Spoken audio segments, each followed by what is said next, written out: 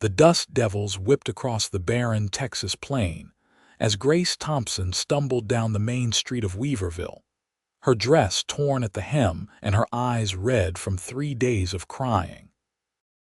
She had nowhere to go, no family to return to, and the shame of being cast aside by her husband burned hotter than the unforgiving sun overhead. At 23 years old, she had been married for 5 years to a rancher who had grown colder with each passing month, until finally the doctor delivered the news that sealed her fate. She would never bear children. Within a week, her husband had the marriage annulled through connections in the county seat, and Grace found herself standing in the middle of nowhere with nothing but the clothes on her back and $17 sewn into her petticoat. The year was 1876, and Weaverville was a rough cattle town in the heart of Texas, where men measured their worth in livestock and land, and women were valued primarily for their ability to produce heirs. Grace had heard the whispers before she left, how she was damaged goods, how no man would ever want a barren woman, how she might as well head to one of the saloons and make her living on her back since that was all she was good for now. The words had cut deeper than any knife, and she had fled before dawn, taking the first stagecoach that would carry her away from the life she had known. Now she stood in front of a weathered building with a sign that read, Mrs. Henderson's boarding house, hoping that $17 would buy her enough time to figure out what came next. The woman who answered her knock was stout and gray-haired, with eyes that had seen too much hardship to judge anyone else for their troubles. "I need a room," Grace said, her voice hoarse. "I can pay." Mrs. Henderson looked her up and down, taking in the expensive fabric of her dress despite its current state, the quality of her boots and the desperate look in her eyes. $2 a week, meals included. "You running from something or someone? Does it matter?" Grace met her gaze steadily. "Not particularly. Just need to know if I should expect trouble at my door." Mrs. Henderson stepped aside. "You look like you could use a hot meal and a bed. Come on in." The boarding house was clean and simple, with 6 rooms upstairs for lodgers and a dining room that served breakfast and supper. Grace paid for 2 weeks upfront, leaving her with $13 to her name, and followed Mrs. Henderson up the narrow staircase to a small room with a single bed, a washstand, and a window that overlooked the street. "Supper is at 6, Mrs. Henderson said. "There is a general store down the street if you need anything, and the church is on the corner. Reverend Matthews and his wife are good people if you need someone to talk to." "Thank you," Grace said quietly, and when the door closed, she finally allowed herself to collapse onto the bed and cry until no more tears would come. She woke to the sound of horses and men shouting in the street below. The sun was lower in the sky, casting long shadows across the dusty road. Grace washed her face in the basin, did what she could to make herself presentable, and made her way downstairs as the smell of beef stew and fresh bread drew her like a lifeline. 4 other boarders sat at the long table in the dining room. 2 older men who worked at the livery stable, a young woman who served at the general store, and a traveling salesman passing through on his way to El Paso. Mrs. Henderson introduced everyone briefly, and they ate with the focused attention of people who worked hard for their living. "You looking for work?" the young woman asked. Her name was Sarah, and she had a friendly smile despite the hardness around her eyes. "Mr. Patterson at the store is always looking for help, especially someone who can read and write properly." "I can do both," Grace said. "I would be grateful for any honest work." "I will mention it to him tomorrow," Sarah promised. "Fair warning, though, the pay is not much. $1.50 a week, and you will be on your feet from dawn until dusk." It was better than nothing, and Grace nodded her thanks. She helped Mrs. Henderson clear the dishes, earning an approving nod from the older woman, and then retreated to her room as darkness fell over Weaverville. Through her window, she could hear piano music drifting from one of the saloons, punctuated by occasional laughter and the sound of breaking glass. The next morning, Grace walked to the general store with Sarah, who kept up a steady stream of conversation about the town and its inhabitants. Weaverville had been founded 15 years earlier as a way station for cattle drives heading north, and it had grown into a proper town with a bank, a hotel, 3 saloons, a church, a school, and all the businesses needed to support the ranches that sprawled across the surrounding territory. Most of the ranchers come into town on Saturdays, Sarah explained. That is when we are busiest. Mr. Patterson likes us to have the store spotless and well-stocked because that is when he makes most of his money. During the week, it is mainly townspeople buying supplies. Mr. Patterson was a thin man with spectacles and ink-stained fingers, and he looked Grace over with a practical eye before asking her to read from a catalog and calculate some figures. Satisfied that she was capable, he offered her the job on the spot, to begin immediately. The work was tedious but not difficult. Grace swept floors, stocked shelves, helped customers find what they needed, and wrapped purchases in brown paper tied with string. She learned the prices of everything from nails to fabric, from coffee to ammunition, and she learned to spot the difference between customers who would pay honestly and those who needed to be watched carefully. A week passed, then 2. Grace fell into a routine. Wake before dawn, wash and dress, eat breakfast at the boarding house, walk to the store, work until evening, return for supper, and spend her evenings mending her clothes or reading borrowed books by lamplight. She spoke little about herself, and the other boarders respected her privacy. Mrs. Henderson seemed to understand that Grace was healing from something, and she provided a safe space without prying into details. It was on a Saturday afternoon, 3 weeks after Grace's arrival, that everything changed. The store was crowded with ranchers and their families, and Grace was behind the counter helping Mrs. Patterson measure out flour when the door opened, and a man walked in who made her look up despite herself. He was tall and lean, probably in his late 20s, with dark hair that needed cutting and eyes the color of storm clouds. He wore working clothes, dust covered from hard riding, and he moved with the easy confidence of someone completely comfortable in his own skin. He nodded politely to the people he passed, and made his way to the back of the store where the horse tack was displayed. "That is Vincent Garrett," Sarah whispered, appearing at Grace's elbow. "He has a ranch about 10 miles south of town. Keeps to himself mostly, but he is fair and honest in his dealings.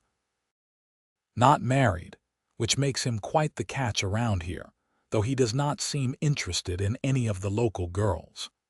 Grace returned her attention to measuring flour, but she found herself acutely aware of where Vincent Garrett stood in the store. When he finally came to the counter with his purchases, a new bridle and some rope, she was the one who tallied up his bill. "That will be $6.30, she said, meeting his eyes briefly before looking back down at her figures. He counted out the money carefully, and she noticed his hands were calloused and scarred, the hands of a man who worked his own land. "You are new in town," he said. It was a statement, not a question. "I have been here a few weeks," Grace replied, wrapping his purchases, settling in all right. There was something kind in his voice, a genuine interest rather than mere politeness. "Well enough, thank you." She handed him his parcel. He nodded, tipped his hat to her, and left the store. Grace watched him ride away on a sturdy bay horse, then shook herself and returned to work. There was no point in thinking about men like Vincent Garrett.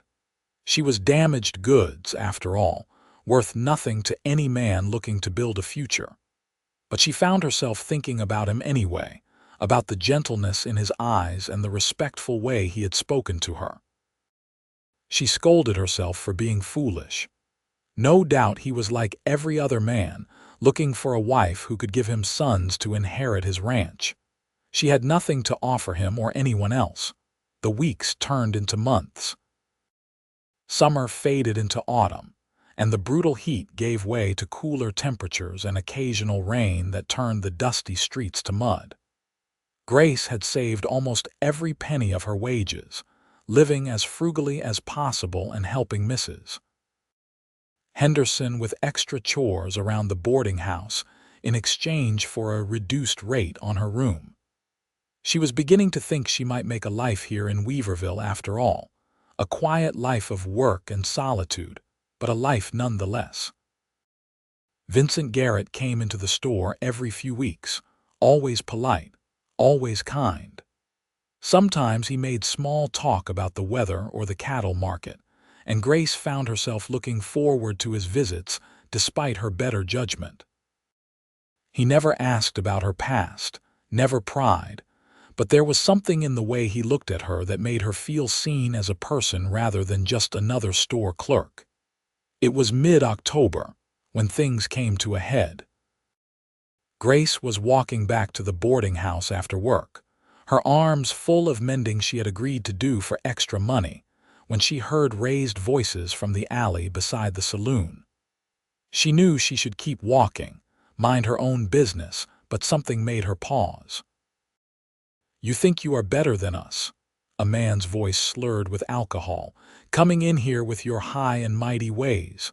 I do not want any trouble." That was Vincent's voice, calm but firm. "Let me pass. Maybe we do not feel like letting you pass. Maybe we feel like teaching you a lesson about respecting your betters." Grace set down her bundle and looked around frantically. The street was empty, everyone inside having supper. She could run for the sheriff, but his office was 3 blocks away, and she did not know what might happen in that time.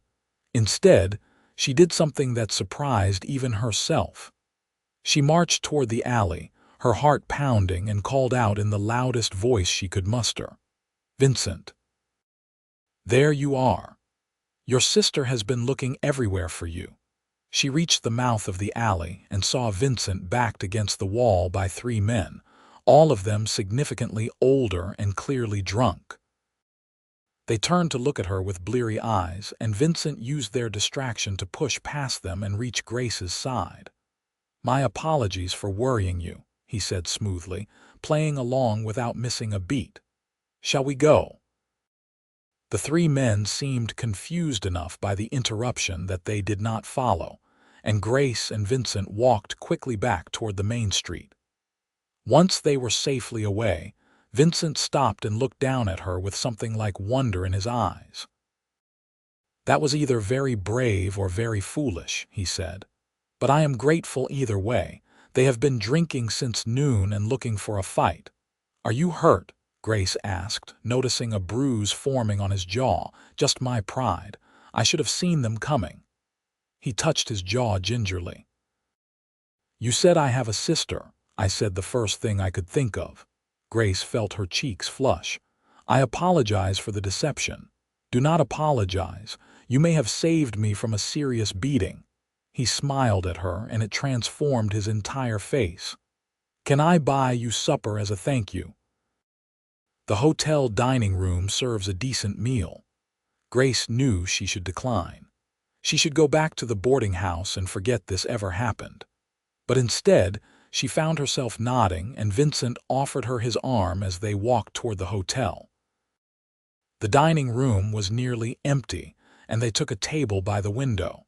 Vincent ordered pot roast for both of them, and when the food came, they ate in comfortable silence for a few minutes before Vincent spoke. "I have been wanting to talk to you properly for weeks now," he said. "But I did not know how to go about it without seeming forward." "Talk to me about what?" Grace asked, her heart beating faster. "About whether you might consider letting me court you." The words were simple and direct, and he held her gaze steadily. I know that is probably surprising since we have barely spoken, but I feel drawn to you in a way I have never experienced before. You have a strength about you, a quiet dignity that I admire greatly." Grace set down her fork, her appetite suddenly gone. "You do not know anything about me." "Then tell me," Vincent said. "I want to know everything." She looked at him for a long moment at the honesty in his eyes and made a decision. If he wanted the truth, she would give it to him, and then he would understand why his interest was wasted. "I was married before," she said quietly. "My husband had our marriage annulled because I cannot have children. I am barren, Mr. Garrett. The doctor said my womb is not formed properly and I will never conceive. That is why I am here alone, working in a general store. I am worth nothing to any man." She expected him to make excuses, to withdraw his offer, to look at her with pity or disgust. Instead, he reached across the table and took her hand, his touch warm and solid. "You are worth everything to me," he said firmly. "I do not need heirs, Grace. I need a partner, a companion, someone to share my life with. My ranch will go to whoever I choose to leave it to when I die, whether that is a child of my body or not. There are plenty of children in this world who need homes and families. If we want children, we can provide for them in other ways. But what I want right now is you, just you." Grace felt tears spill down her cheeks and she could not stop them. "You do not mean that. You say it now, but in a year, in 5 years, you will resent me for not giving you sons. Every man wants heirs." "I am not every man," Vincent said. "And I know my own mind. I have been alone by choice for 28 years because I never met anyone who made me want to change that. Until you walked into Patterson's store 3 months ago, and I felt like I had been struck by lightning. I have been trying to work up the courage to speak to you ever since." "Why?" Grace whispered. "Why me?" "Because when I look at you, I see home," Vincent said simply. "I see the future I want. Not some abstract idea of children and dynasty, but a real life with a real person who I could love with everything I am. Tell me you do not feel something too. Tell me I am alone in this, and I will walk away and never trouble you again. But if there is even a chance that you might feel the same way, give me the opportunity to prove myself to you." Grace looked down at their joined hands, his large and work-roughened, hers small and pale. She thought about all the reasons she should say no, all the ways this could end badly, all the pain she had already endured. But she also thought about the loneliness that had become her constant companion, about the empty years stretching ahead of her, about the way her heart lifted every time Vincent walked into the store. "I feel something," she admitted softly, "but I am afraid." "So am I," Vincent said. "But I think some things are worth being afraid for." They talked until the dining room closed, sharing their stories in the lamplight. Vincent told her about his ranch, how he had started with nothing but determination and a small inheritance from his father, how he had built it up over 10 years into a successful operation with 200 head of cattle and good grazing land. He told her about the loneliness of ranch life, about how he had always assumed he would eventually marry, but had never felt compelled to pursue anyone until now. Grace told him about her childhood in a small town in Missouri, about her marriage at 18 to a man 15 years her senior, about the growing desperation as year after year passed with no pregnancy, about the doctor's diagnosis and her husband's cold rejection. She told him about the shame and the whispers, about feeling like she had failed at the most fundamental purpose of womanhood. "You have not failed at anything," Vincent said fiercely. "Your worth as a person has nothing to do with your ability to bear children. Anyone who told you otherwise was wrong." It was past 10 o'clock when they finally left the hotel, and Vincent walked Grace back to the boarding house. At the door, he took both her hands in his. "Can I call on you properly?" he asked. "Come into town on Sundays after church, take you for drives, court you the way you deserve." Grace nodded, not trusting her voice. Vincent smiled, squeezed her hands gently, and rode off into the darkness. She stood on the porch for a long time, watching the stars and trying to believe that maybe, just maybe, she deserved a second chance at happiness. True to his word, Vincent appeared the next Sunday after church services. Grace had been attending regularly with Mrs. Henderson, sitting in the back pew and listening to Reverend Matthews preach about forgiveness and redemption. She had not spoken much to the other congregants, still feeling like an outsider, but Mrs. Henderson introduced her around and people were polite if not warm. When Vincent walked up to her after the service, dressed in clean clothes with his hair combed back, she felt every eye in the churchyard turn toward them. He did not seem to notice or care. "Miss Thompson," he said formally, "would you do me the honor of accompanying me on a drive? I thought I might show you my ranch if you are interested." "I would like that very much," Grace replied, acutely aware of the whispers starting around them. He helped her into his wagon, and they drove out of town under the watchful eyes of half of Weaverville.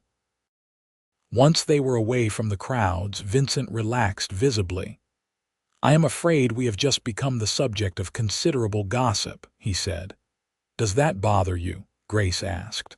"Not in the slightest. Let them talk. They will find something else to occupy them soon enough."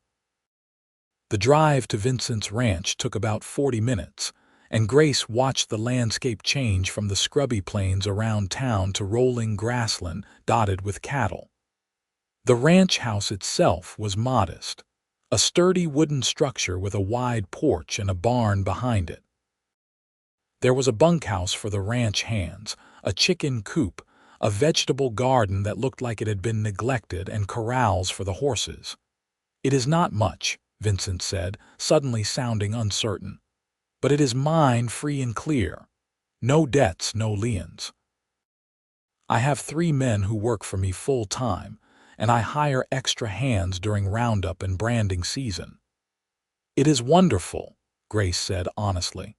She could see the care that had gone into building this place, the pride of ownership in every well-maintained fence and sturdy structure. "You should be proud of what you have accomplished."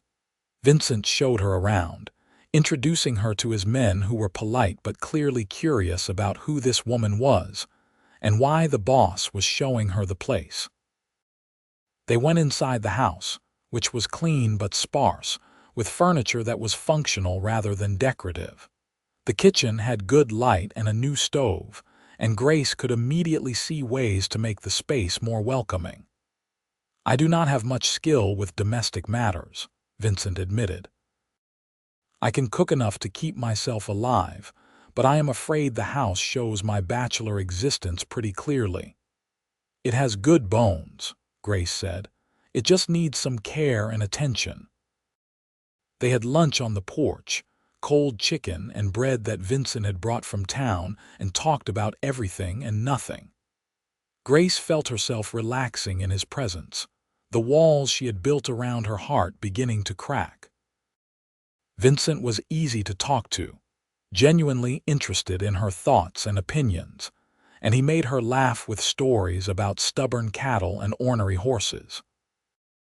As the afternoon wore on, Vincent drove her back to town, and this time when he helped her down from the wagon, he held her hand a moment longer than necessary. "Can I see you again next Sunday?" he asked. "Yes," Grace said. "I would like that." The pattern repeated over the following weeks. Vincent came to town every Sunday, and they spent the day together, sometimes driving out to the ranch, sometimes walking around Weaverville, sometimes simply sitting on the porch of the boarding house and talking. Grace found herself falling for him despite her fears, drawn to his kindness and his steady strength. He never pushed her, never demanded more than she was willing to give, and he treated her with a respect that made her feel valued in a way she had never experienced before. The gossip in town intensified. Sarah reported that people were taking bets on when Vincent would propose, and Mrs. Henderson mentioned that several of the local women were upset that the town's most eligible bachelor had chosen an outsider, and a barren one at that. Grace tried not to let it bother her, but some nights she lay awake worrying that Vincent would eventually listen to the whispers and realize he was making a mistake. It was early December when Vincent asked her to come to the ranch for Sunday dinner, promising that he would cook for her himself. Grace accepted, and when she arrived, she found the house transformed. Vincent had cleaned everything until it shone, brought in wildflowers for the table, and prepared a meal of roasted venison, potatoes, and greens from his garden. "You did not have to go to all this trouble," Grace said, touched by the effort he had made. "Yes, I did," Vincent said seriously, "because I have something important to ask you, and I wanted everything to be right." Her heart began to pound, but she sat down at the table and let him serve her. The food was surprisingly good, and they ate slowly, drawing out the meal. Finally, when the dishes were cleared, Vincent took her hand and led her to the porch where they could watch the sunset painting the sky in shades of orange and gold. "Grace," he began, and she could hear the nervousness in his voice. "These past few months have been the happiest of my life. Every day I wake up thinking about you, and every night I fall asleep wishing you were here beside me. I know we have not known each other long, but I am absolutely certain of my feelings. I love you. I love your strength and your kindness and your quiet courage. I love the way you listen when I talk about the ranch, and the way you make me want to be a better man. I love you exactly as you are, with no reservations and no regrets." He pulled a small box from his pocket and opened it to reveal a simple gold band. "I do not have much to offer you except hard work and an uncertain future. Ranch life is difficult, and there will be lean years along with the good ones.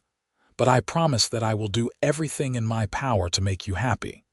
Will you marry me, Grace? Will you be my wife and my partner and build a life with me here?"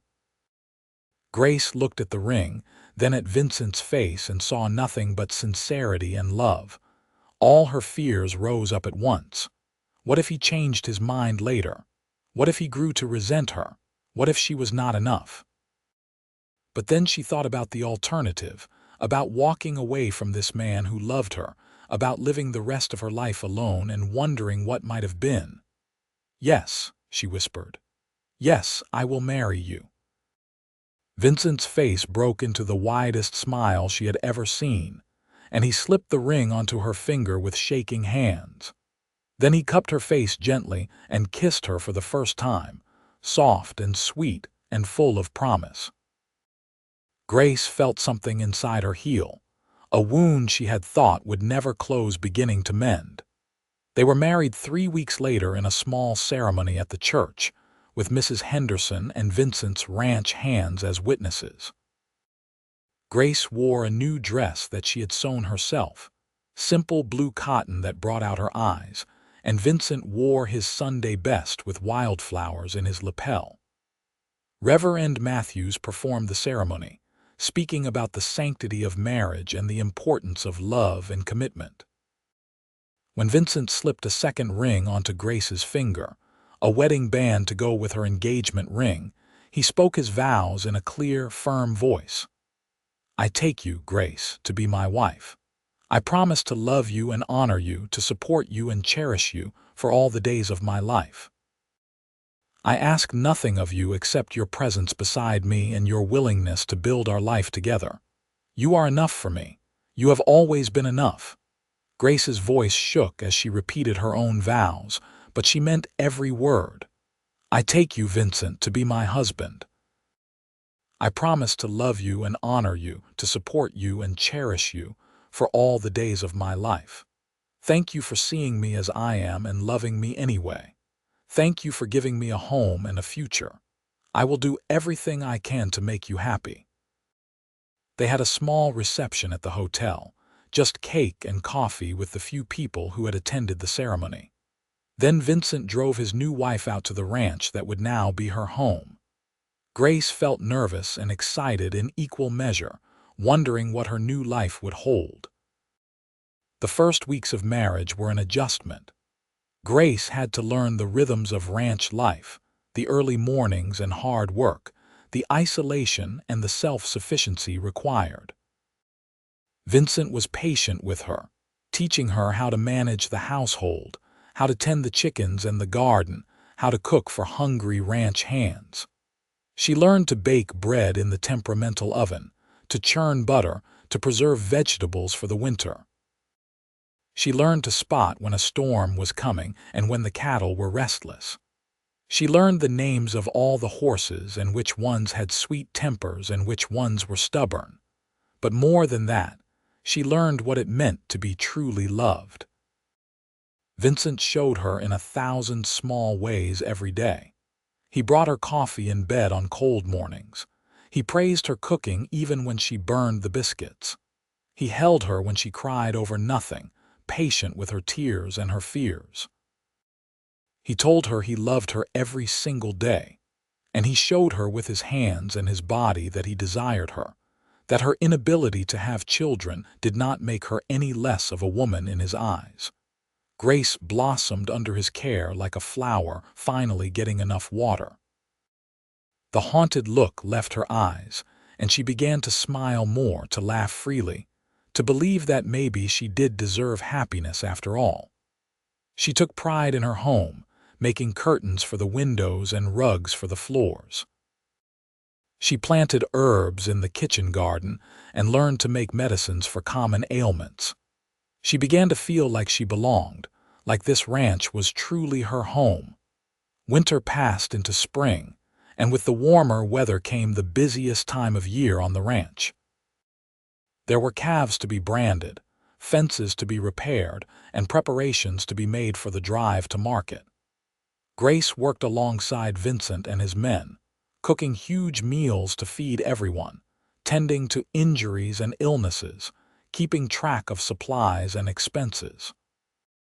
She discovered she had a good head for numbers and began helping Vincent with the ranch accounts, finding ways to save money and increase efficiency. "You are a wonder," Vincent told her one evening as they sat on the porch watching the sunset. "I do not know how I managed without you." "You managed just fine," Grace said, leaning against his shoulder, "but I am glad to be useful." "You are more than useful, you are essential." He kissed the top of her head. "I love you more every day, Grace. I did not know that was possible, but it is." It was in late May, nearly 6 months after their wedding, that Grace noticed the child. She had ridden into Weaverville to purchase supplies at the general store, and as she was loading her purchases into the wagon, she heard crying from the alley beside the building. She found a little boy, no more than 4 or 5 years old, huddled against the wall with tears streaming down his dirty face. "What is wrong?" Grace asked gently, kneeling beside him. "Are you hurt?" The child looked at her with enormous dark eyes and shook his head. "I am hungry," he said in a small voice, "and I cannot find my mama." Grace's heart contracted. "Where did you last see her?" "She was sleeping in the wagon, but when I woke up, the wagon was gone and she was not there." The boy's voice wobbled. "A man said she went away and is not coming back." Grace felt cold fury rise in her chest. This child had been abandoned, left behind like unwanted baggage. She looked around, but the alley was empty except for the two of them. "What is your name?" she asked. "Thomas," the boy said. "Thomas Baker." "Well, Thomas, my name is Grace. How would you like to come with me and get something to eat? Then we will figure out what to do next." She took the boy to the hotel dining room and ordered him a full meal, which he devoured like he had not eaten in days. While he ate, she asked the hotel manager if he knew anything about a woman and child staying there. The manager shook his head but said there had been a group of travelers passing through the day before, heading west to California. Probably left the boy behind on purpose, the manager said callously. Happens more than you would think. Too many mouths to feed. Grace felt sick. She looked at Thomas, who had finished eating and was watching her with wary hope in his eyes, and made a decision. "Come with me," she said, taking his hand. "We are going to see the sheriff." Sheriff Morgan listened to her story and agreed to make inquiries, but he was not optimistic. "Even if we find the mother, if she abandoned the boy deliberately, there is not much we can do," he said. "We do not have an orphanage here. Best case, we send him to the county home, but I have heard that place is not fit for dogs, let alone children." "What if someone wanted to take him in?" Grace heard herself say. "Provide for him properly." The sheriff looked at her with raised eyebrows. "That would be up to you and your husband, Mrs. Garrett. But if you are serious, I can draw up the papers. Make it legal and official." Grace rode back to the ranch with Thomas sitting beside her in the wagon, still not entirely sure what she had done but certain it was right. Vincent was in the barn when they arrived, and he came out when he heard the wagon. His eyes widened when he saw the child. Grace explained everything quickly, words tumbling over each other. "I know I should have asked you first, but he was all alone and so scared, and they were going to send him to an orphanage. Vincent, I could not just leave him there. If you say no, I will understand, but please, can we at least keep him for a few days until we figure something else out?" Vincent looked at Thomas, who stared back at him with huge, frightened eyes. Then he broke into a smile. "We talked about this, remember, about how if we wanted children, there were other ways. I would say this little man turning up is providence." He held out his hand to Thomas. "Hello, son. My name is Vincent. Welcome home." Thomas took his hand hesitantly. "Are you going to send me away?" "Not if you do not want to go," Vincent said seriously. "How would you feel about staying here with us? We have plenty of room and could use another hand around the place." The boy's face lit up with such joy that Grace felt tears spring to her eyes. Vincent looked at her over Thomas's head and mouthed, "We are keeping him." She nodded, unable to speak past the lump in her throat. They were keeping him. They were going to be parents after all. The next few weeks were chaotic as they all adjusted to their new reality. Thomas was traumatized from his abandonment and clung to Grace constantly, afraid she would disappear too. She reassured him over and over that he was safe, that they wanted him, that this was his home now. Vincent was endlessly patient, teaching the boy about ranch life and treating him with gentle firmness. Slowly, Thomas began to relax and trust them. They made the adoption legal through Sheriff Morgan, who processed the paperwork without any issues. No one ever came looking for Thomas or his mother, confirming Grace's suspicion that he had been abandoned deliberately. It broke her heart to think about, but it also filled her with fierce determination to give this child everything he had been denied. Thomas thrived under their care. He gained weight, his clothes were always clean, and the haunted look gradually left his eyes. He followed Vincent around the ranch like a shadow, learning to ride and rope and take care of the animals. He helped Grace in the garden and with the chickens, and he sat at the table every night for family dinners where they talked about their days and made plans for the future. One evening, about 2 months after Thomas had come to live with them, he climbed into Grace's lap as she sat on the porch. He was usually reserved with physical affection, still learning to trust, but tonight he wrapped his arms around her neck and whispered in her ear. "Can I call you Mama?" he asked. "And Vincent, Papa." Grace hugged him tight, tears streaming down her face. "We would be honored," she managed to say. "So very honored." Vincent came out onto the porch and saw them embracing, and without a word, he wrapped his arms around both of them. They sat there together as the sun set, a family that had been cobbled together from broken pieces but was whole and complete nonetheless. The years that followed were good ones. The ranch prospered under Vincent's careful management and Grace's organizational skills. Thomas grew tall and strong, a happy child who loved his life and his parents with his whole heart. When he was 7, they added to their family again when a girl of 5 was found living on the streets of Weaverville after her parents died of cholera. Her name was Lily, and she had red hair and freckles and a stubborn streak a mile wide. Grace and Vincent took her in without hesitation, and after some initial adjustment where Lily tested every boundary they set, she settled in and became Thomas's devoted little sister. She learned to ride before she could read and had absolutely no fear of anything, which kept her parents constantly on their toes.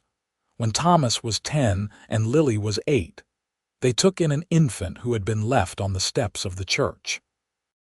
The baby boy, whom they named James, became the darling of the family, doted on by everyone.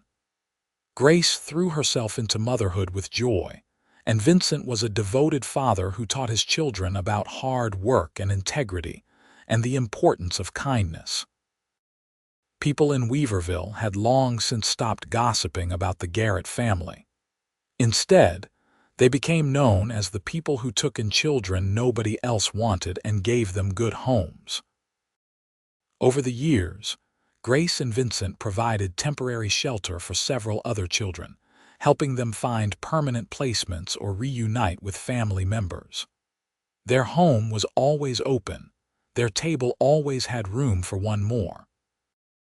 On their 10th wedding anniversary, Vincent surprised Grace with a trip to San Antonio, leaving the children in the capable care of the ranch hands and Mrs. Henderson.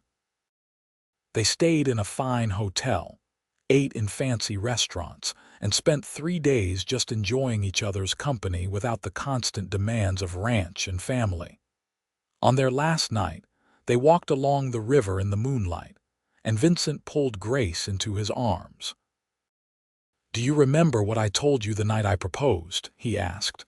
"That you were enough for me." "I remember," Grace said softly. "I need you to know that I meant it then and I mean it now," Vincent said. "You have given me more than I ever dreamed possible.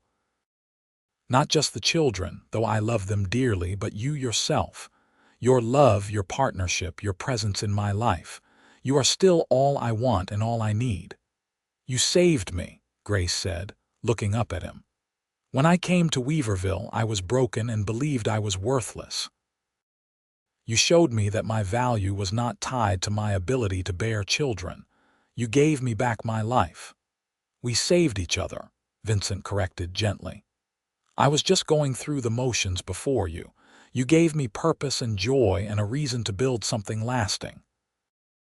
They kissed under the stars, and Grace thought about the scared, abandoned woman she had been 10 years ago, stumbling into town with nothing but $17 and a world of hurt. She thought about how close she had come to giving up entirely, to believing that she had nothing to offer the world. And she thanked God for the cowboy who had looked past her scars and seen her worth. The years continued to pass. Thomas grew into a fine young man who took over more and more responsibility on the ranch. He had Vincent's steady temperament and Grace's organizational mind, and everyone agreed he would do well when he eventually inherited the place. Lily became a skilled rider and won competitions all over Texas, bringing home ribbons and prize money. James showed an aptitude for learning and talked about becoming a doctor someday. Grace and Vincent grew older together, their hair turning gray and their faces marking with the lines of a life well lived. They weathered hard times, including a terrible drought that nearly bankrupted them and a winter so harsh they lost a quarter of their herd. But they also celebrated good times, like when Thomas married a sweet girl from town and made them grandparents, or when Lily won her first major competition, or when James was accepted to medical school in Philadelphia. On their 25th wedding anniversary, the whole family gathered at the ranch for a celebration. Thomas and his wife brought their 3 children. Lily came home from her travels, and James made the long journey from Pennsylvania. The house was full of noise and laughter and love, and Grace stood in the kitchen watching them all and marveling at the life she had built. Vincent came up behind her and wrapped his arms around her waist, resting his chin on her shoulder. "What are you thinking?" he asked. "That I am the luckiest woman alive," Grace said honestly. "Look at all of this, Vincent. Look at what we created together." "Not bad for a barren woman and a cowboy who did not need heirs," Vincent said with a smile in his voice. Grace turned in his arms and kissed him. "Thank you," she said. "For everything. For loving me when I could not love myself. For giving me a home and a family and a purpose. For being exactly who you are." "Thank you for taking a chance on me," Vincent replied. "For trusting me with your heart even though you had every reason not to. For building this life with me. I meant what I said all those years ago, Grace. I wanted you, not heirs, and you have given me more than I ever dreamed possible." They stood together in the kitchen, holding each other and watching their family through the doorway. Thomas was showing his oldest son how to properly rope, demonstrating with a piece of twine. Lily was arm wrestling James and winning. The grandchildren were running through the house with the dogs chasing after them. It was chaotic and messy and perfect. That night, after everyone had gone to bed, Grace and Vincent sat on the porch as they had done countless times over the years. The stars were bright overhead, and the air was warm with the promise of summer. Vincent held Grace's hand, his thumb tracing the wedding band she had worn for 25 years. "You ever regret it?" Grace asked quietly. "Marrying me instead of someone who could have given you biological children?" Vincent looked at her with such love and conviction that it took her breath away. "Never," he said firmly. "Not for one single moment. You are my partner, my best friend, the love of my life. Those children in there are ours in every way that matters. We built this family together through love and determination and grace. No, not grace, through you, Grace. Your strength and your capacity to love made all of this possible. I am proud to be your husband. I have been proud every single day since you agreed to marry me." Grace leaned her head on his shoulder, feeling a profound sense of peace and contentment. She thought about the woman she had been, cast aside and told she was worthless because she could not bear children. She thought about all the pain and shame she had carried, believing she had failed at the most important task of womanhood. And then she looked at her life now, full and rich and overflowing with love, and she understood that her worth had never been tied to her womb. Her worth was inherent, unchanging, absolute. She was valuable simply because she existed, because she was Grace, and that was enough. "I love you," she told Vincent, "more than words can express." "I love you too," he replied, "always and forever." They sat together in the darkness, two people who had found each other against all odds and built something beautiful. The ranch stretched out around them, the land they had worked and nurtured and passed on to their children. The house behind them was full of family, children they had chosen and who had chosen them in return. It was not the life anyone would have predicted for either of them, but it was theirs, and it was good. As the years continued to pass, Grace and Vincent remained fixtures in Weaverville and the surrounding area. Their reputation for kindness and generosity preceded them, and they were respected by everyone who knew them. They had proven that family was not just about blood, but about love and commitment. They had shown that worth was not measured in biological children, but in the lives you touched and the legacy you left behind. When they were both in their 60s, they made the decision to gradually hand over the ranch operations to Thomas, while they spent more time just enjoying each other's company. They took long walks together, reminisced about their early days, and spoiled their grandchildren shamelessly. Grace taught the granddaughters to cook and sew, while Vincent taught the grandsons about ranching and horses. One of their greatest joys was seeing how their children carried on their values.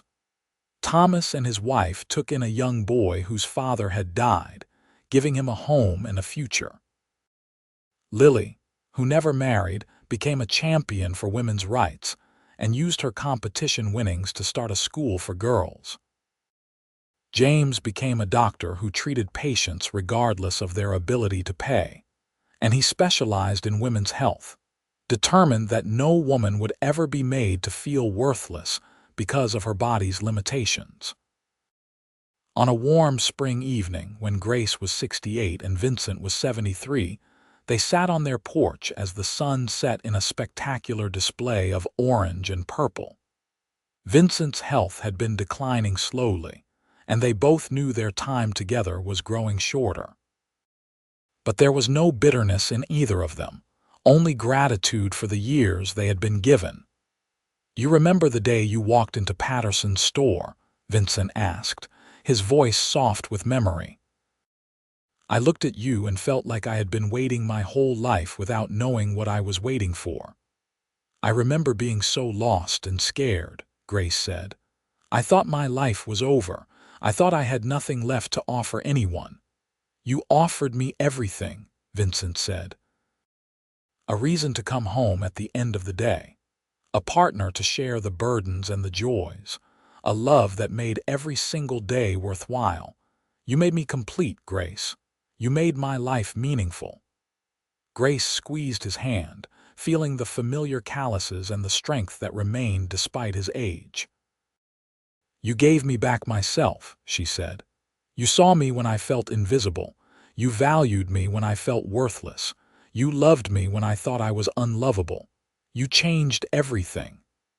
They sat in comfortable silence as the stars began to emerge, and Vincent said quietly, "I am not afraid to die, Grace. Because I have lived. Really, truly lived. I have loved and been loved. I have built something lasting. I have no regrets." "I am not ready to let you go," Grace admitted, tears sliding down her weathered cheeks. "I know," Vincent said gently. "But when the time comes, I need you to remember that every moment we had together was worth it. Every single moment. And I will be waiting for you wherever we go next. This is not an ending, my love. It is just a pause."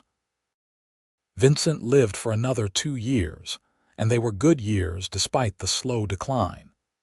He remained sharp and engaged, telling stories to his great-grandchildren and advising Thomas on ranch matters. Grace was by his side every moment, caring for him with the same devotion he had shown her throughout their marriage. When he finally passed away peacefully in his sleep at 75, surrounded by his family, Grace felt the loss like a physical blow. But even in her grief, she recognized the gift she had been given.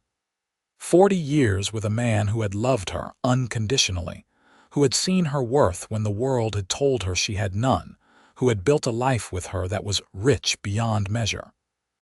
She lived for another 10 years after Vincent's death, and she spent that time making sure their story was not forgotten. She wrote it all down in journals, every detail she could remember, so that their children and grandchildren and great-grandchildren would know the truth. That love was not about biology or inheritance or meeting society's expectations. Love was about choosing someone every single day and building a life together one moment at a time. She recorded how Vincent had looked at her across the counter in Patterson's store and seen not a barren woman but a person of value. She wrote about his proposal, about how he had said he wanted her, not heirs, and how those words had changed everything. She documented their children, each one precious and chosen, and how they had built a family that defied convention but was bound together by unshakable love. When Grace was 78, she passed away quietly in her sleep, and she was buried next to Vincent on a hill overlooking the ranch. Their graves were simple, with headstones that read Vincent Garrett, beloved husband and father, and Grace Garrett, beloved wife and mother. But the legacy they left behind was anything but simple. The ranch continued to prosper under Thomas's management, and he passed it on to his own son when the time came. The family tradition of taking in children who needed homes continued for generations, and the Garrett family became synonymous with compassion and second chances. Lily's School for Girls educated thousands of young women, many of whom went on to achieve things that would have been impossible without that opportunity. James's medical practice helped countless women, and he trained other doctors to treat their patients with dignity and respect, regardless of their circumstances. In Weaverville, the story of Grace and Vincent became legend.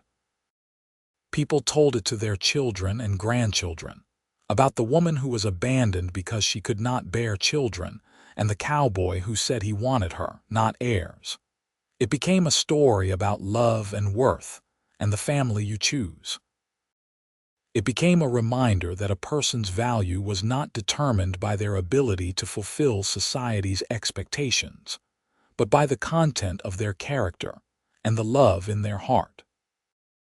The boarding house where Grace had first stayed burned down years after her death, but a plaque was placed on the site commemorating her arrival in Weaverville and the beginning of a love story that would touch countless lives. The general store where she and Vincent first met remained in business for generations, and employees told customers about the romantic encounter that had happened right at that very counter. Vincent and Grace's story endured because it spoke to something fundamental about human nature. It reminded people that everyone deserves to be loved for who they are, not for what they can provide. It challenged the notion that women were only valuable as child bearers, and that men needed biological heirs to be complete. It showed that family could be built in many ways, and that love was a choice, freely given and freely received. Their journals were eventually published by one of their great-great-grandchildren, becoming a beloved book that was read across the country. It touched hearts and changed minds, encouraging people to look beyond surface-level expectations and see the worth in every person. It inspired countless couples to choose love over convention, and it gave hope to women who thought they had no value because they could not have children. The ranch itself became a historical landmark, preserved by the family and opened for tours. Visitors walked through the house where Grace and Vincent had raised their children, sat on the porch where they had spent countless evenings talking and dreaming, and stood at their graves on the hill where they rested side by side. People came from all over to see the place where such a powerful love story had unfolded, and they left inspired by the message that love was not about perfection, but about acceptance and choice. In the end, Grace and Vincent's legacy was not measured in acres or cattle or even biological descendants. It was measured in lives changed, hearts opened, and love multiplied across generations. They had proven that, when you love someone for who they are rather than what they can give you, you create something that endures far beyond your own lifetime. Their story became a testament to the power of seeing worth where others saw failure, of choosing love over expectation, of building something beautiful from broken pieces. The children they had taken in, each one abandoned or orphaned or unwanted, had become successful, happy adults who passed on the love they had received. Their grandchildren and great-grandchildren carried forward the values of compassion and acceptance. The people whose lives they touched, directly or indirectly, numbered in the thousands. And somewhere, in whatever comes after this life, Vincent and Grace were together again, their love unbroken by death, their story complete but never truly ending. Because true love, the kind that sees worth where the world sees none, the kind that chooses the person over the expectations, That kind of love never dies. It lives on in the lives it touches, the families it builds, and the hearts it inspires. Grace Thompson Garrett, the woman who was told she was worthless, had created a legacy of immeasurable worth. Vincent Garrett, the cowboy who wanted a partner instead of heirs, had become father to many and inspiration to countless more. Together, they had proven that love was not about biology or inheritance or meeting society's expectations. Love was about choosing someone and standing by that choice every single day, no matter what challenges came. Their story, which began with abandonment and shame, ended with triumph and legacy. It showed that sometimes the greatest families are not born but chosen. That worth is inherent and unchanging, and that when you find someone who sees your value, you hold on to them with everything you have and build something beautiful together. The house on the hill still stands, weathered but strong, a monument to their love. The land they worked together continues to flourish. The children they raised, though none came from Grace's body, carry their names and their values forward. And the story of the abandoned woman and the cowboy who wanted her, not heirs, continues to be told, reminding every generation that love, true love, sees worth where the world sees none, and that is the greatest legacy of all.